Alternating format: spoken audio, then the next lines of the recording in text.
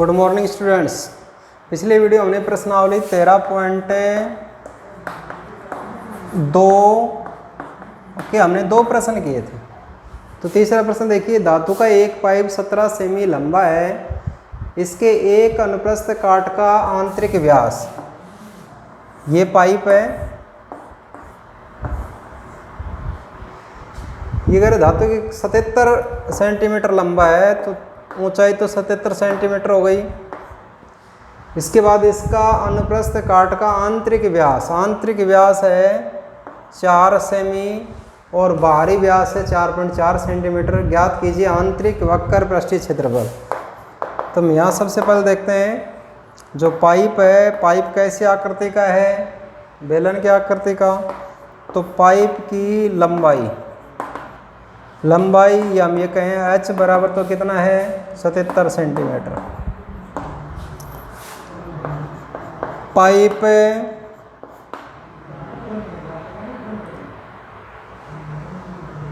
आंतरिक व्यास, पाइप का आंतरिक व्यास ये कितना है 4 सेमी है। तो त्रिज्या कितनी हो जाएगी, त्रिज्या R2 ले लेते हैं, 4/2 यानी कि 2 सेंटीमीटर हो गई। तथा पाइप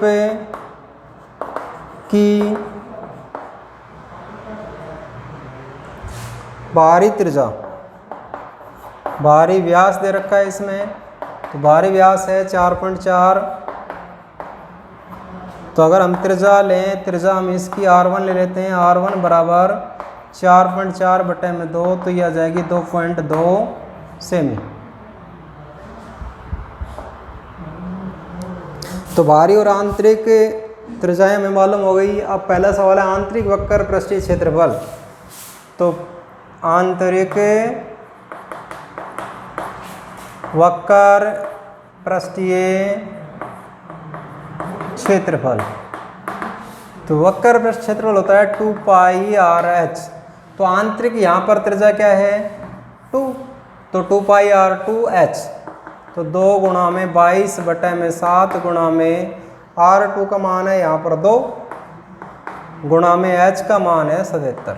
ये इससे काटेंगे तो 1177, 22 दूनी 44, 44 दूनी 88, 88 गुणा में 11, 11 8 88, 11 8 88 और 8 96 वर्ग सेमी। इसके बाद बाह्य वक्र पृष्ठ, बाहरी वक्र पृष्ठ, बाहरी वक्र पृष्ठ क्षेत्रफल, बाहरी वक्र पृष्ठ क्षेत्रफल, इसकी त्रिज्या है 2πr1h, यानी R1 त्रिज्या है तो 2πr1h। तो 2 गुणा में 22/7 गुणा में R1 का मान है 2.2 गुणा में h का मान है 77। 11 7 से काटे 1177। अब इससे गुणा करें, 22 को 22 से गुणा करें, 2 गुणा हम ये कहें 2.2 को 22 से गुणा करें, 22 दूनी 44, 22 दूनी 44, 48, एक बार दशमलव गुणा में 2 गुणा में 11, 4 दूनी 8, 8 दूनी 16, 6, 8 1 9, 96.8 गुणा में 11, 11 8 88, 11 6 66, 66 और 8 74, 11 9 99, 99 और 7 106, तो 1064.8 वर्ग सेमी। अब हमें कुल पृष्ठीय क्षेत्रफल ज्ञात करना है। तो कुल पृष्ठीय क्षेत्रफल बराबर आंतरिक वक्र पृष्ठ का क्षेत्रफल, आंतरिक वक्र पृष्ठीय क्षेत्रफल प्लस में बाहरी वक्र पृष्ठीय क्षेत्रफल, और प्लस में यहाँ पर देखो ये वलिका बन रही है यहाँ पर, यानी ऐसी आकृति बन रही है तो ऐसे दो हैं, ये किनारे हैं, बेलन के किनारे, पाइप के किनारे हैं, इसका क्षेत्रफल निकालेंगे तो इसको 2 से गुणा करेंगे तो हमें ये कहते हैं 2 गुणा में किनारे का क्षेत्रफल। तो आंतरिक वक्र पृष्ठ का क्षेत्रफल 968 है, प्लस में इसका है 1064.8, प्लस में बाहरी, तो इसको कैसे निकालेंगे, तो पाई आर 1 स्क्वायर में से पाई आर 2 स्क्वायर घटा देंगे।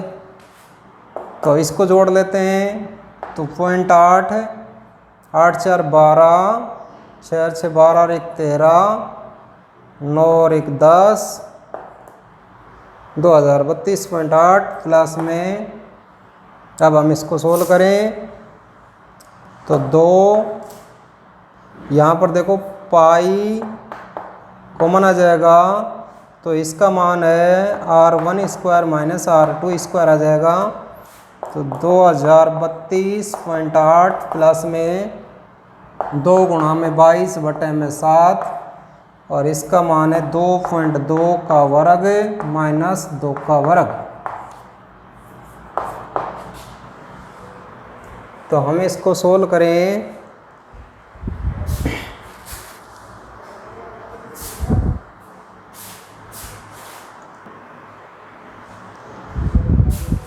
दो 2032.8 प्लस में 22 दूनी 44 बटे में 7। अब 2.2 का वर्ग करेंगे तो ये आ जाएगा 4.84। तो 4.84 प्लस में 4 तो 2032.8 प्लस में 44 बटे में 7 और यहाँ पर बच जाएगा 0.84। अब इसको काटें, 7 एकम 7, 7 दूनी 14। तो 2032.8 प्लस में 12 चौका 48, 12 चौका 48, 48 और 4 52, 2 के बाद दशमलव।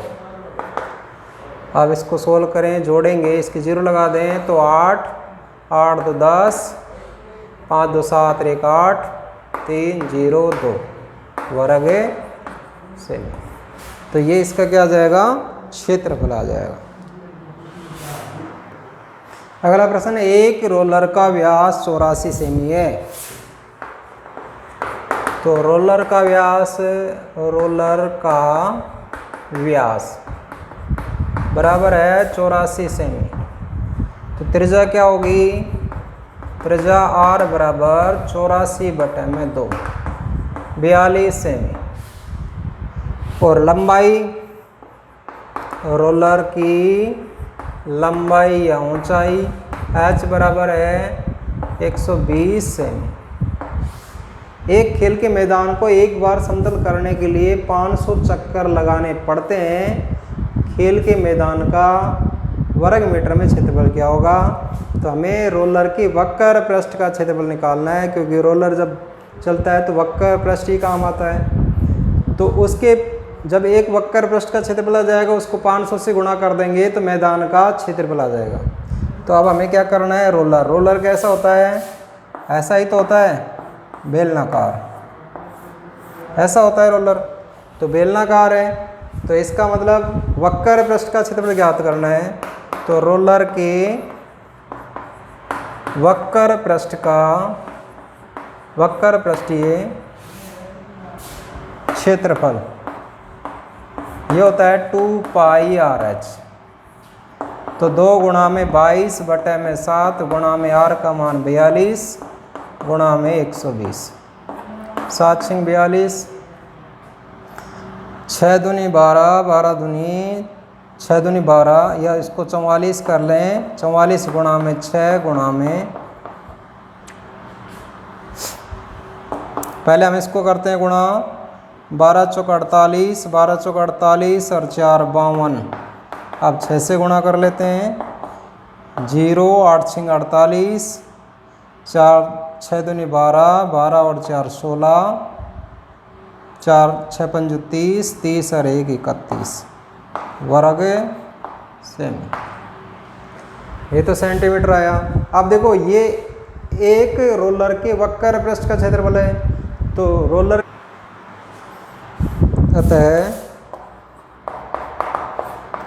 अतः रोलर के एक चक्कर में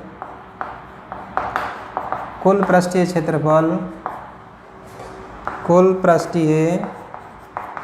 क्षेत्रफल बराबर 31,680 वर्ग सेमी। ऐसे 500 चक्कर में कुल पृष्ठीय क्षेत्रफल बराबर होगा 500 गुणा में 31,680। अब 5 से गुणा करेंगे तो 0, 8 पंजू 40, 40 का 0, 5 6 30, असल 4, 34, 5 और 3 8, 8 हो गए, 5 3 15, 1 और 1 2 0। तो ये तो आया वर्ग सेमी में। अगर हम देखो 500 चक्कर लगाने पर मैदान का क्षेत्रफल प्राप्त होगा, इसका मतलब ये मैदान का क्षेत्रफल है। तो मैदान का क्षेत्रफल बराबर रोलर द्वारा 500 चक्कर लगाने पर कुल क्षेत्रफल। तो ये आ गया 1584.240 वर्ग सेमी। हमें किस में याद करना है? वर्ग मीटर में याद करना है, क्योंकि 1 मीटर बराबर होता है 100 सेंटीमीटर, और ये हम ये कहें 100 सेंटीमीटर बराबर 1 मीटर, और 1 वर्ग मीटर बराबर 100 गुणा में 100 सेंटीमीटर।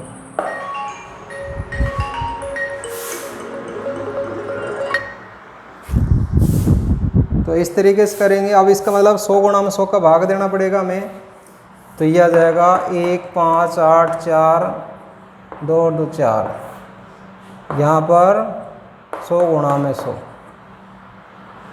तो 1 2 3 4, 1 2 3 4, तो यह आ जाएगा 1584 वर्ग मीटर। तो यह आ जाएगा मैदान का क्षेत्रफल। अगला प्रश्न देखिए, किसी बेलनाकार स्तंभ का व्यास 50 सेमी है और ऊंचाई 3.5 मीटर है। 12.5 प्रति वर्ग मीटर की दर से इस स्तंभ के वक्र पृष्ठ पर पेंट कराने का वे ज्ञात कीजिए। तो स्तंभ कैसा है? बेलनाकार है।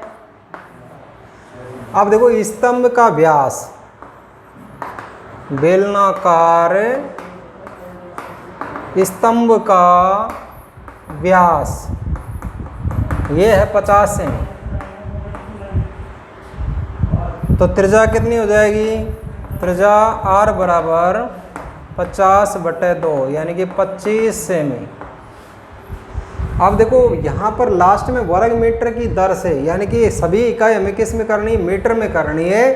तो अगर हम मीटर में चेंज करें इसको तो 100 का भाग देना पड़ेगा। अब 100 का भाग देंगे तो 25/100, तो यह आ जाएगा 0.25 मीटर।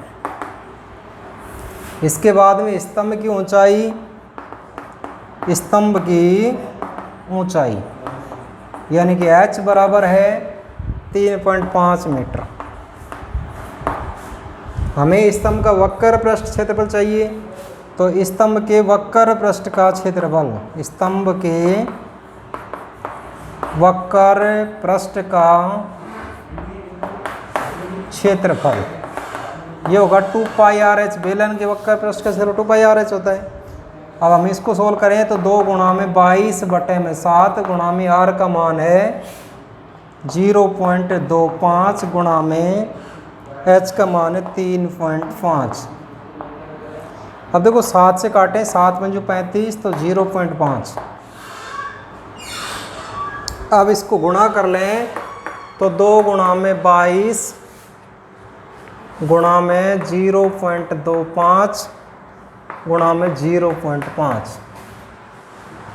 22 दूनी 44, 44 को 5 से गुणा करेंगे तो 5 चौका 20, 5 चौका 20 और 2 22, 1 के बाद दशमलव गुणा में 0.25। देखो 22 दूनी 44 और 44 को हमने क्या किया 0.5 से गुणा किया, 5 चौका 20, 5 चौका 20 और 2 22, तो 22 पॉइंट आ जाएगा। अब इसको गुणा करेंगे 25 दूनी 50, 25 दूनी 50 और 5 55, 2 के बाद दशमलव वर्ग मीटर।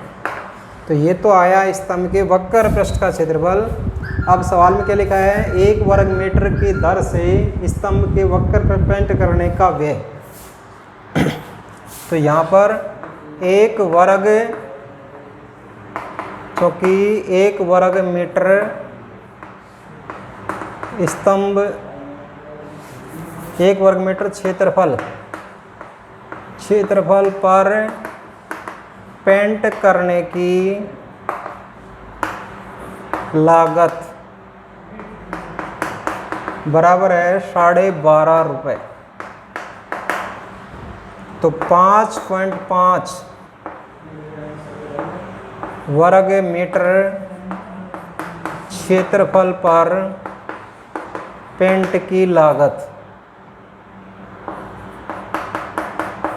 बराबर 12.5 गुणा में 5.5।